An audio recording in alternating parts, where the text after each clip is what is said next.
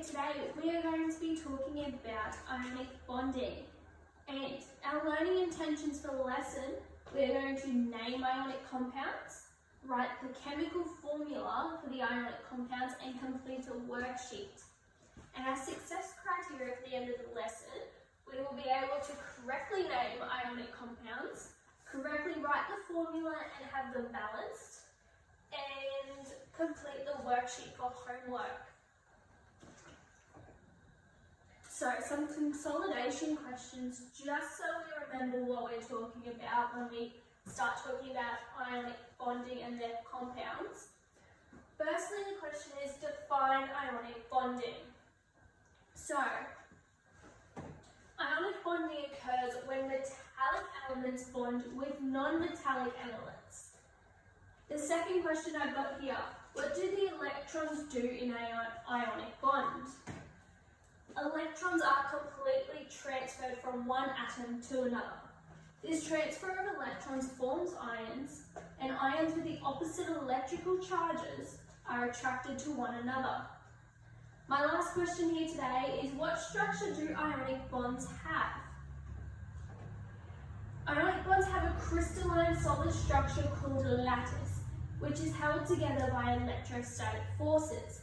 We did this last lesson, guys. So, naming the ionic bonds. First, we name the metal. Secondly, we name the non-metal, and we change its ending to "-ide". So as an example here, guys, I've got sodium and chlorine become sodium chloride. As you can see, I named the metal first and named the non-metal second, changing chlorine's last three letters to "-ide" here.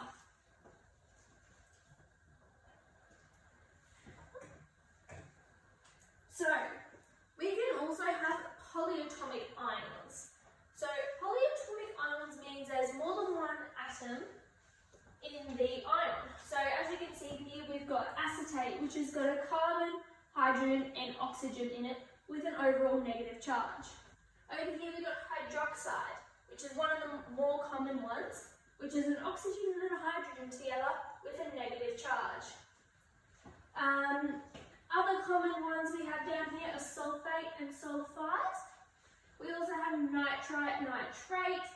Just looking at their charges here, they're all negative. So, naming a polyatomic ion, guys. So again, we name the metal first, and then we name the polyatomic ion by its name. You are able to use your textbook, guys, to have a look at the common polyatomic ions, because I don't expect you to know them, but you should recognise that that's what they are. So again, down here, the positive ion is always first, which is our sodium, and the negative ion is second, which is our hydroxide. So down here we have sodium hydroxide, right here. Okay, together as a class, guys, we're going to work through some of these, naming them together. So, we have first here, you may use your textbook, guys, to have a look which elements you're not sure. So the first one here, Cu is copper, Cl is chlorine, so that becomes copper chloride. The next one, Be, beryllium, O, oxygen, so that becomes beryllium oxide. As you can see, I've changed the ending of the non-metal to "-ide". Next, we have Ar, which is aluminium, Cl, chlorine, so that's aluminium chloride. Next, we have iron, and as we can see here, we have a polyatomic ion, as it's in the brackets, and we have two of them here. So that's iron hydroxide, guys. Okay. So, writing the chemical formula. So when we write it down, the ions involved, we write down the ions that are involved in the formula. So here we have sodium and oxygen. As you can see here, guys, sodium has a 1+ charge, which you guys are able to do because you can name ions and we've done this together. oxygen has a -2 charge. So an ionic compound is neutral. Its overall charge is 0. So we want to balance this equation. Therefore, there has to be the same number of positive charges as negative. This means here we need 2 sodium ions must join with 1 oxygen ion to form sodium oxide.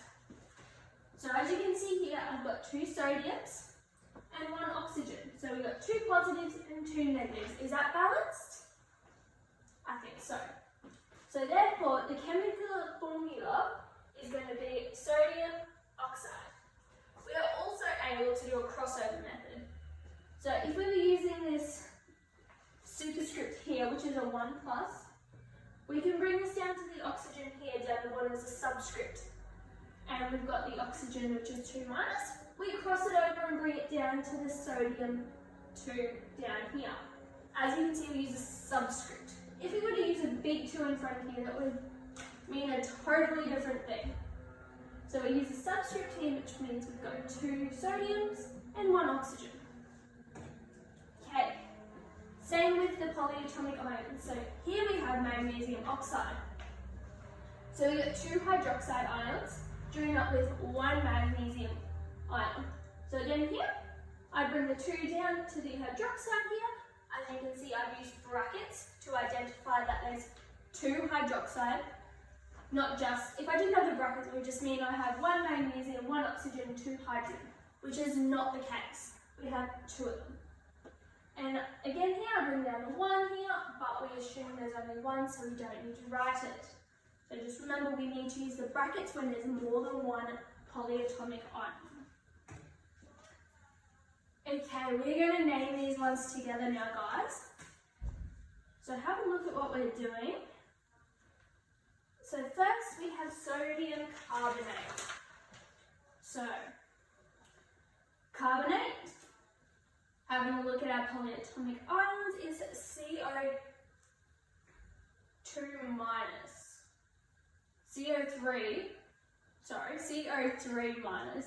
So therefore, our answer is going to be Na2CO3. Notice how I put the subscript 2 and 3 here. Next one, iron 3 chloride.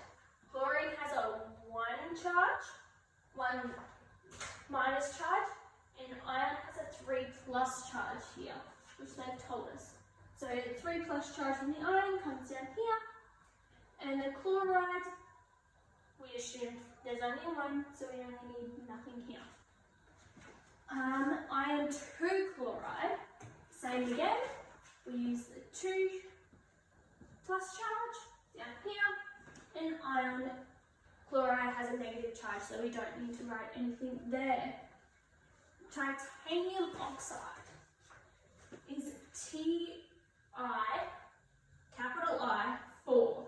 So titanium has a 4 charge, 4+ charge, and iodide has a 1- charge. So again, crossing them over, the iodide will have the 4 as a subscript. And zinc hydroxide, so zinc has the 2+ charge, hydroxide has the 1- charge. So we bring the 2 down here using our brackets to show that there is 2 for our polyatomic. Okay guys, I'm going to hand out a worksheet which you're all going to complete. So, going down the list here, they do get harder and harder. Use your textbook, writing down the names of the ionic compounds. So I want you to work through as much as you can get done. And so start from the start, work down, where you get stuck, let me know. I expect to do it for the first 10, and then more than that if you're able to.